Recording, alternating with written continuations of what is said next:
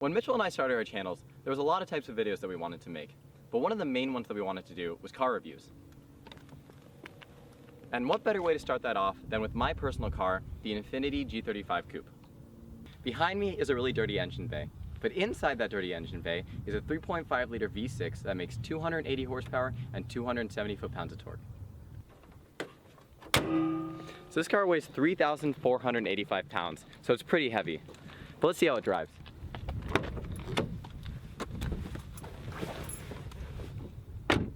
So before we set off in the Infiniti G35 Coupe, let's take a look at the interior. Now the first thing that I notice is the leather, the amount of leather. There's leather seats, there's leather armrests, there's leather steering wheel, and it's all really nice. It really shows the quality of this car. Even though this car is from 2004, the quality is still very good. Because it's from 2004, there is only a tape and a 6 CD changer. There's no aux cord or no USB, but if you look into aftermarket, you can find something and set up a USB port. Pretty simple. As for the quality, it has 6 speakers and they're pretty good sound quality. Not amazing, but good for being 12 years old.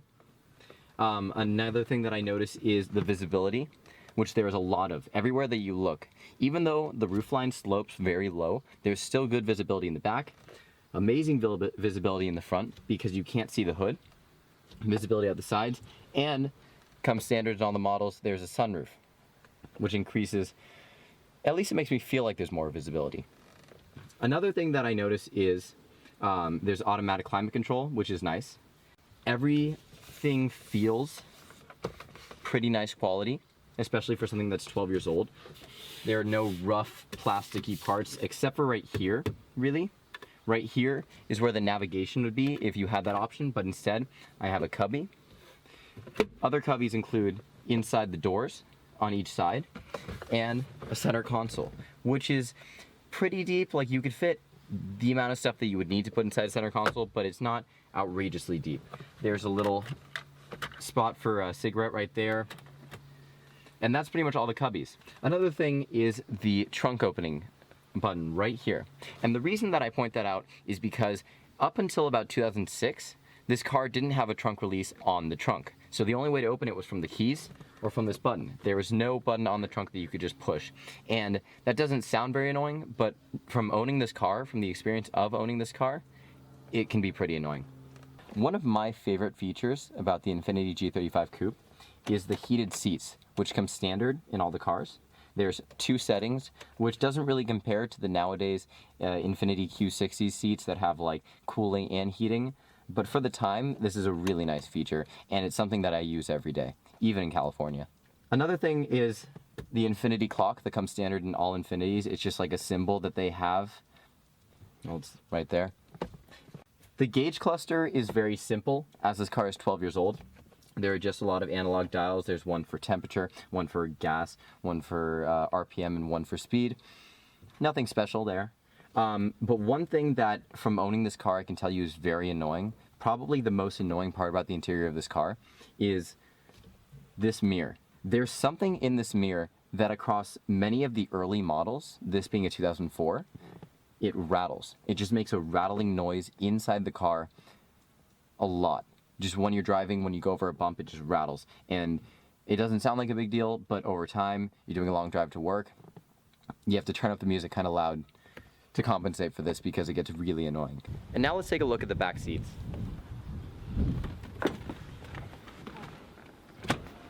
So the seat moves automatically, which is a nice touch, but the sloping roofline makes it pretty uncomfortable for a tall person like me. I'm 6'1", and this is me sitting up. Not very comfortable. But on the bright side, there is a lot of leg room. There's a lot of room for me to move around. It's nothing exceptional, it's no sedan, but it's something that I could be in for a decent amount of time if I was shorter.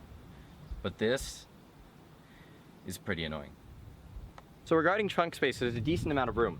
It goes pretty far in, not very deep, but there's enough room to fit 2 golf bags, as according to this diagram, which I guess if you're a luxury car owner, that's pretty important to you. But I've been able to fit groceries in here, no big deal. Like, let me show you.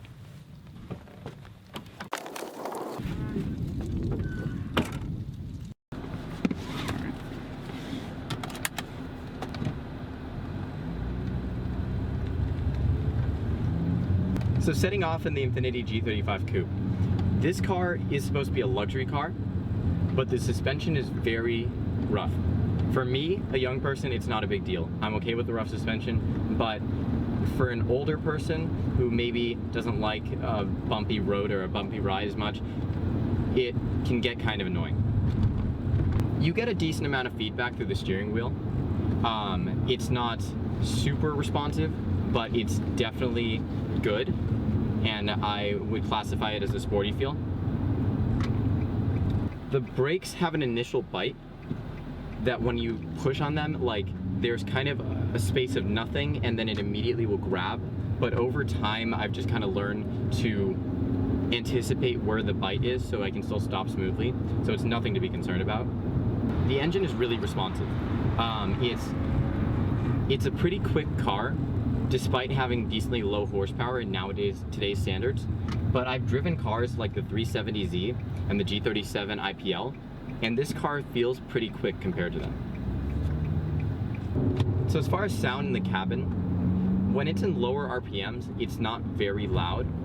There's some drone, but it's not unbearable. It's just kind of, it's nice. I like it because the sound of the engine's really good, like really nice. So it has a very small amount of engine noise inside the car, and I'm okay with that. But when you bring it up to higher RPMs,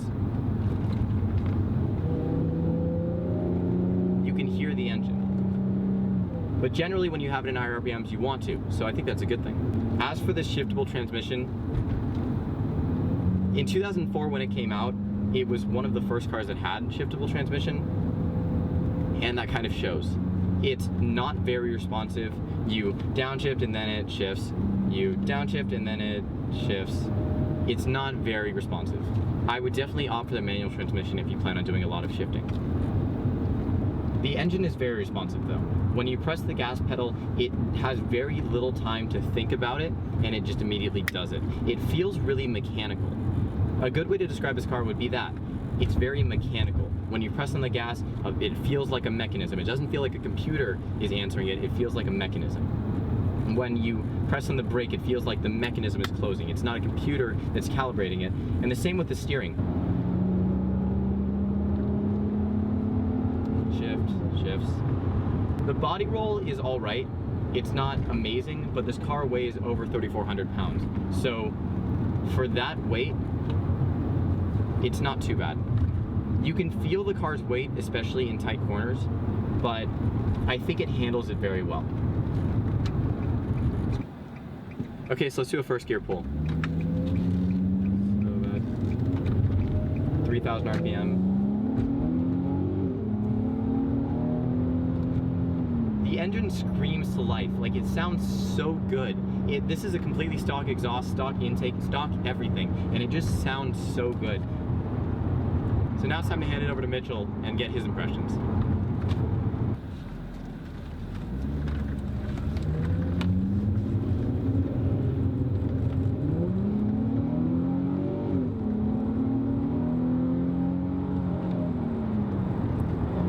So this is only my second time driving this car, and it's a powerhouse, even though it only has, I say only very tentatively, only 280 horsepower. The weight of the car being a lot lighter than some other cars really brings out that power. And the steering, you feel it. It's very, as Oren said, it's very responsive. You feel everything coming through the steering wheel. I'm used to driving a Dodge Challenger, which not as much. The steering is great on that, but it's definitely made more for the comfort and leisurely drive, while this being a sports car, well, it's meant for that. I was very surprised by the shifting in this car. Again, comparing it to the Dodge Challenger, the Dodge has very, very hard shifts. It just like slams into the gears, and you can feel it even in the automatic mode. It just hits and it hits and it hits. This one, it almost just flows. It feels kind of like a dual clutch, where you don't feel that shift. But like, I mean, you can feel it, but it's very smooth. There's no hard kick, so it's very easy to handle. Like, you're not worried about that shift doing something to your transmission or doing something to the engine. There's a golf cart with a very, very old. Oh God, he's not pleasant to look at. This does not give you a lot of room for error though. Like that wasn't a lot of. I wasn't pressing on the gas a lot, and it revved straight up to 4,000 and kept going.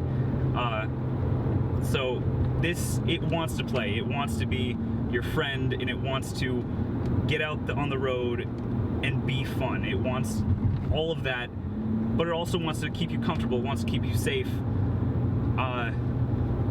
It's a great combination of everything you could want in a car. Maybe except for gas mileage. It's we filled up this morning and we're already a quarter of a tank. It's pretty bad. This car stays very planted, even though it is very heavy compared to a lot of other sports cars, like maybe minus the 370, even though that came out after this. It stays very planted. It has a very low center of gravity, and you really feel that going around corners. It sticks. It reminds me of the GTR in that way. Of course, I mean, I haven't driven one, but from everything I hear, it is a very heavy car, but it stays planted and it just hooks around corners, and this thing does the same thing. Visibility wise, I have no problem looking around. I feel very comfortable driving this through traffic. I have no problem seeing into my blind spots because there aren't many. And the rear visibility, it's a lot better than I would expect from a small sports car. Braking is nice. The braking isn't as sharp as I thought it would be. I don't know if that's just because Oren brakes a lot and has worn down the brake pads, but it's definitely a lot smoother than I expected. You can handle it very easily. And honestly, about the whole gas mileage thing, I see why you would go through so much gas, because this thing is just so much fun to drive. You don't have to put a lot of work into wanting it to do what you want it to do. So the sound inside the cabin, it presents itself when you want it to. When you're at lower RPMs, like I'm at 2 grand right now, and there's nothing coming through, you can relax and enjoy a nice drive without being bombarded with loud, obnoxious noises that may, like the Dodge Viper where the exhaust pipes are right next to your butt. It's not gonna be pleasant on a long drive, where this, no matter what you're doing, you're going to enjoy your drive. I think that's all I have to say, really. So now it's time to draw a conclusion for the Infiniti G35 Coupe. Now, how we're gonna rate cars is in a 5-tier system. The first rating is fun, second is performance, third is quality, fourth is bang for your buck, and then there's an overall rating. So for fun, this car is pretty heavy, but it has a decent amount of power, though it's not enough to make up for the weight. It's very grippy and loud.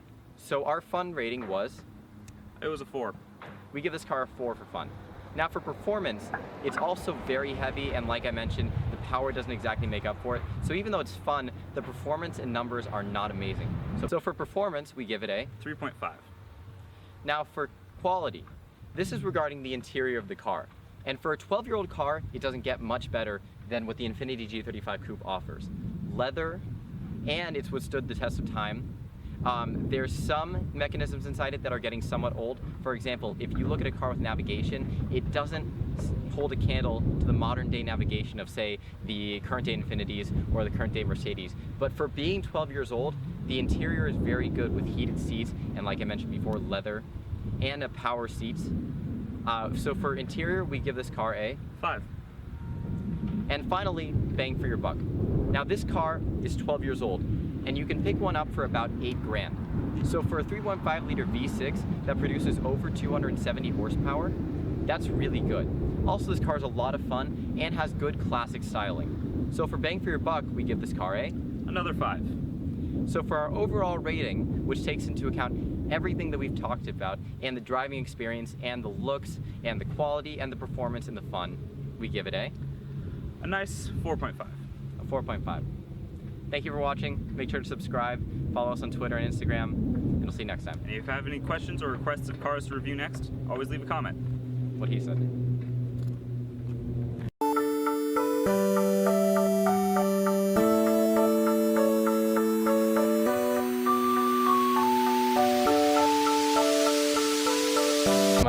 attractive yet. You gotta stick your butt out more.